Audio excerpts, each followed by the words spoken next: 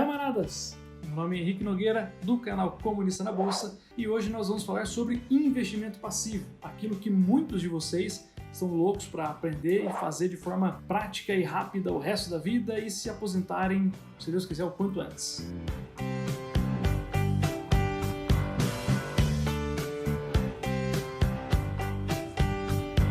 O que é investimento passivo? Então, para falar sobre isso, a gente tem que entender o que é investimento ativo. Estudar pelo menos 6 horas por semana, segundo Warren Buffett, né, o mínimo para você estar fazendo stock picking, escolhendo onde investir. Aprender sobre macro, microeconomia, juros, inflação, governança, tributação, mercado imobiliário, contabilidade, ciclos, commodities. Identificar empresas cujo preço atual destoam do potencial valor futuro. Avaliar centenas de empresas até decidir quais dessas dezenas vai comprar. Selecionar empresas que tenham a maior probabilidade de trazer retorno ao acionista, concorrendo diretamente com outras milhões de pessoas fazendo a mesma coisa, em meio ao mar de informações e propagandas, arapucas e achismos de vendedores de fórmulas mágicas e termos desconhecidos. Observar flutuações no preço, barateamento, encarecimento. E após selecionar as suas empresas finalmente, acompanhar trimestralmente todos os resultados de cada uma ao longo de décadas, sempre reavaliando se vale a pena continuar dentro delas. Se você está disposto a fazer tudo isso, você pode investir ativamente. Então, o que é investimento passivo? É a forma mais simples de fugir disso tudo. 3 passos. Entender que é necessário poupar dinheiro mensalmente e investi-lo em renda fixa e renda variável no longo prazo para construir patrimônio. E, eventualmente, esse patrimônio vai te pagar por mês suficiente para você pagar suas contas. Segundo, entender que 90% do retorno no longo prazo se deve investir em classes diferentes de ativos e a porcentagem que você se expõe a cada uma delas. Só 10% desse retorno vem de stock picking, de escolher cada ativo individualmente. Então você não precisa investir ativamente para ser aquele grande investidor. Terceiro, defina a sua divisão. E você pode muito bem copiar algum modelo famoso que exista já, por exemplo, o modelo de Yale. Então já existem vários modelos por aí que fazem muito sucesso. O modelo de Yale talvez seja o mais comprovadamente funcionante ao longo de décadas aí. Peraí, como assim 10% só do rendimento no longo prazo vem da escolha dos ativos? E eu te apresento o estudo. Branson, Hood e B. Bauer no estudo Determinants of Portfolio Performance, onde eles analisaram por 10 anos, de 85 até 94. E eles viram que, primeiro, todas as classes são cíclicas, e quanto maior a relação risco e retorno, mais difícil de se prever. Então, ninguém, por exemplo, acerta o ciclo de ações. É muito difícil isso acontecer. É mais fácil ficar atento aos ciclos de renda fixa.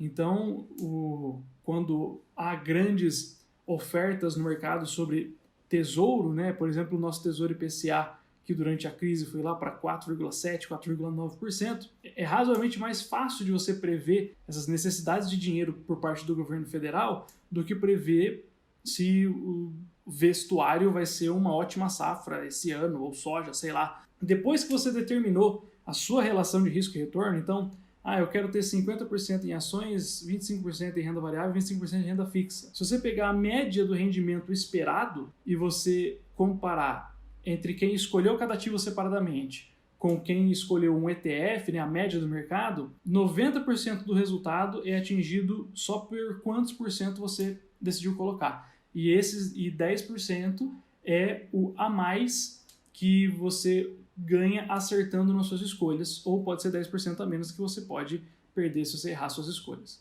E como então que eu não escolho? Como que eu posso precisar não escolher? Usando os ETFs. Os ETFs, eles são Exchange Traded Funds. Então, eles são médias ponderadas das parcelas do mercado.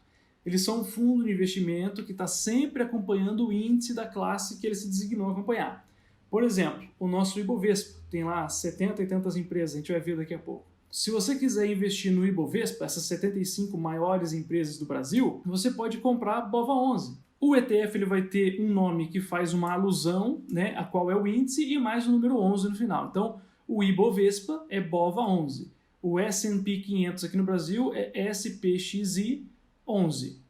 O IFIX é o XFIX 11.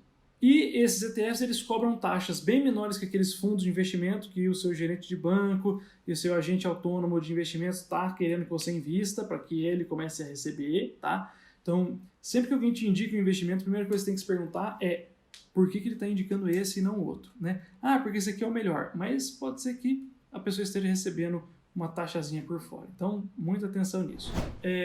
Isso aqui não existe na internet, eu fiz exatamente para essa aula. Então, nós temos aqui no Brasil mais ou menos 430 empresas, né? Tá tendo IPOs o tempo todo aí, deve ser 435 agora. Nós temos, então, o Ibovespa, são 78 empresas, 78, entre aspas, maiores empresas, que às vezes isso muda, né? Dentro dessas 78 tem o nosso IBRX, que tenta pegar as 50 maiores empresas, e essas são as 50 maiores mesmo. O ISE são as 30 empresas que são mais focadas em sustentabilidade. O IDIV são 35 empresas que pagam bons dividendos. O SMLL são as small caps, não 55 empresas small caps. O IGC são 194 empresas com boa governança, com bons índices de governança, que seria ser empresas no novo mercado, né, o mais alto índice de governança. E coloquei aqui vários ETFs que seguem esses índices, os mais famosos, né? Então, o Ibovespa tem BOVA11, BOVV, BOVB, o ISE tem o ISUS, o IDIV tem o DIVO, o SMAL tem o SMAC e o SMAL 11. E fora do Brasil nós temos também o IVVB11 e o SPXI11, ambos são do S&P 500.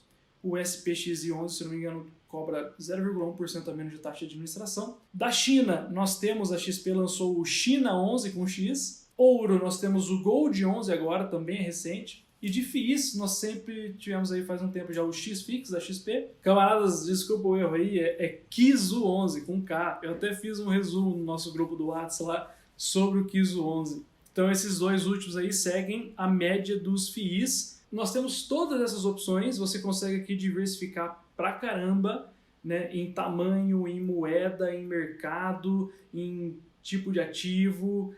Então, tem aqui pelo menos 5 diversificações possíveis de serem feitas só nessa tela, comprando ativos genéricos.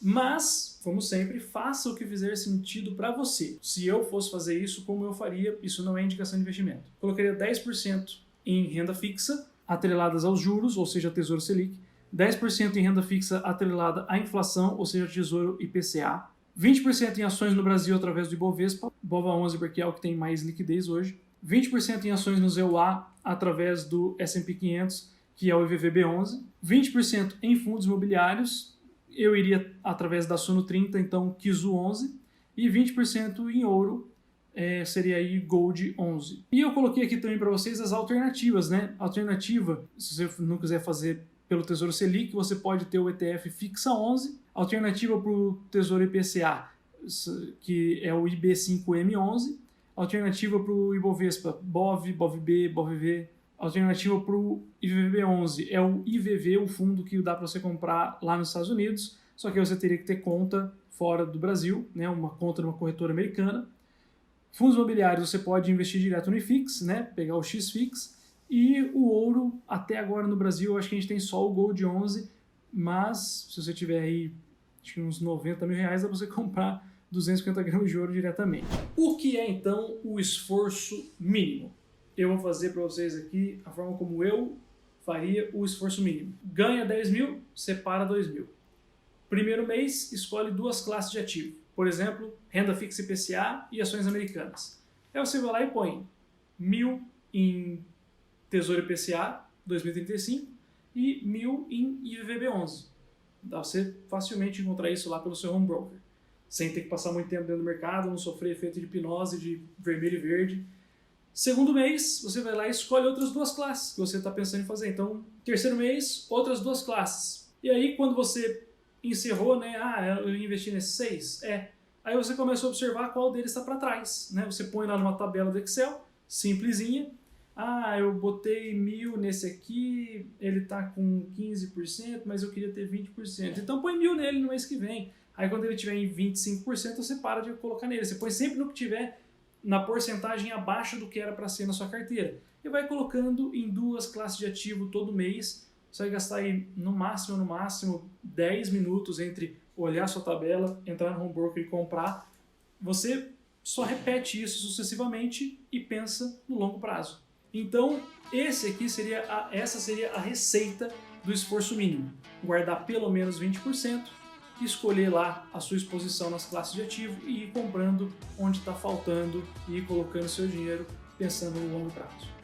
Então, para mim, essa é uma das aulas mais importantes porque todo mundo consegue fazer esse esforço mínimo. Se a gente for pensar que a gente não tem aposentadoria, né, como médico ou como qualquer profissional liberal, você vai precisar ter uma fonte de renda no futuro. Beleza que os ETFs não vão te proporcionar essa fonte de renda no futuro. No futuro você vai ter que vender os ETFs, né? Vai ser como se você tivesse construído patrimônio e ou você vende tudo e coloca em fontes de renda passiva mais estáveis, por exemplo, fundos imobiliários lá na frente, ou você vai vendendo gradativamente a cada mês e vai utilizando na sua aposentadoria. Lógico que tudo tem desvantagens e vantagens. Isso aqui tem uma vantagem ao longo de 30 anos se você precisar gastar 5 minutos por mês.